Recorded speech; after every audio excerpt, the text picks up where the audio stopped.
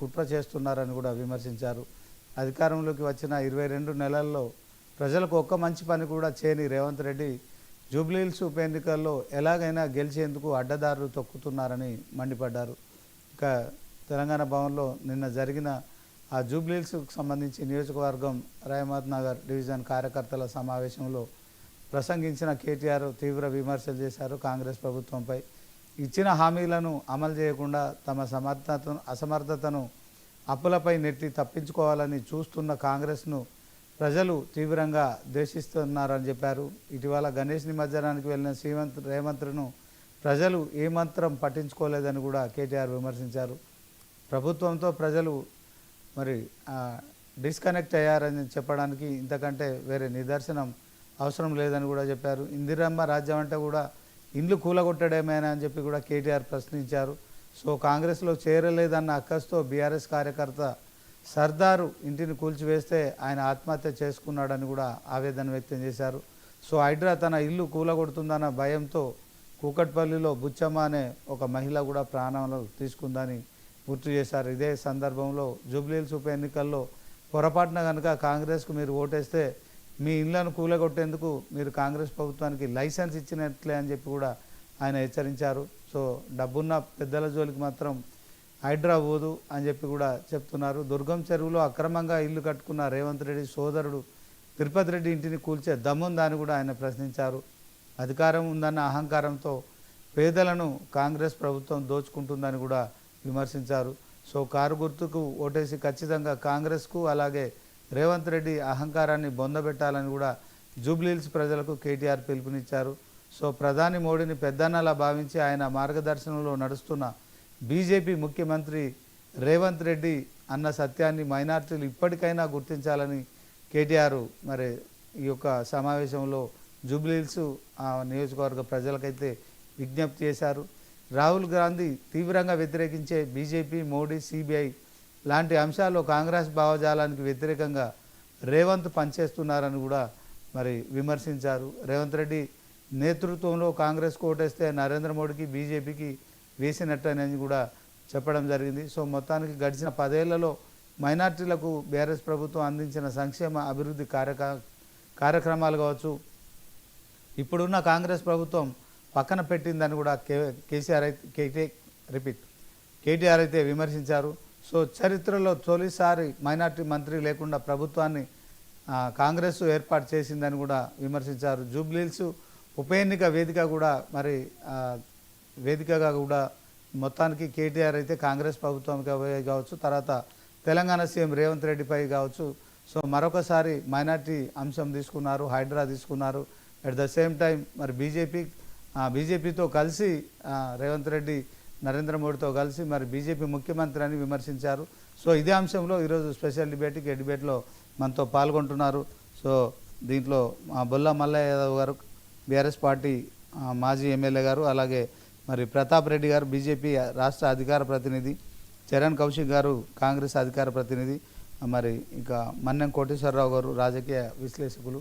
ముందుగా మరి బొల్లా మల్లయ్య యాదవ్తో మాట్లాడదాం. వాస్తవానికి కేటీఆర్ ఈ రకంగా మాట్లాడడంలో కేవలం జూబ్లీహిల్స్ ఉప ఎన్నికను మరి నేపథ్యంలోనే ఇలా మాట్లాడారా? వాస్తవానికి కేవలం మరి సిట్టింగ్ సీట్లో ఇప్పటికే మరి బీఆర్ఎస్ పార్టీ గెలుచుకోవాలని చెప్పి అభ్యర్థిని కూడా ప్రకటించినట్టు కూడా తెలుస్తుంది. సో మరి గోపీనాథ్కు సంబంధించి ఆయన సతీమణి సునీత గారిని కూడా మరి జూబ్లీహిల్స్కి సంబంధించి బీఆర్ఎస్ పార్టీ అభ్యర్థిగా ప్రకటించినట్టు తెలుస్తుంది. వాస్తవానికి మరి ఈ అంశంలో బొల్లా మల్లయ్య యాదవ్ గారు ఏం మాట్లాడతారు? గుడ్ మార్నింగ్ యాదవ్ గారు. వెరీ గుడ్ మార్నింగ్ అండి. నాతో పాటు ప్యానెల్లో ఉన్న మిత్రులందరూ కూడా నమస్కారం. ఓకే చెప్పండి. ప్రేక్షకులందరూ కూడా నమస్కారం. ఓకే, ఈ రోజు కేటీఆర్ గారు మాట్లాడిన విషయాలు ఏవైతే ఉన్నాయో అవన్నీ కూడా అక్షర సత్యాలు, ఎక్కడ కూడా డీవియేషన్ లేకుండా ఈ రోజు జరుగుతున్న రాజకీయ పరిణామాలను దృష్టిలో పెట్టుకొని ప్రభుత్వం చేస్తున్న పనితీరుని ప్రజలకు వివరించే విధంగా మాట్లాడారు. వాస్తవానికి ఆరోగ్య రీత్యా అకాల మృత్యు చెందిన గోపీనాథ్ గారికి పోటీ పెట్టదు.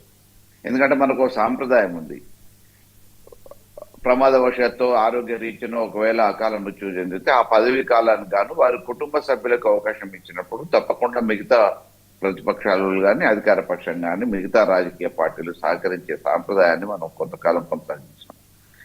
అదే పద్ధతిలో కొనసాగిస్తే బాగుంటుందని చెప్పేసి అనుకున్నాం.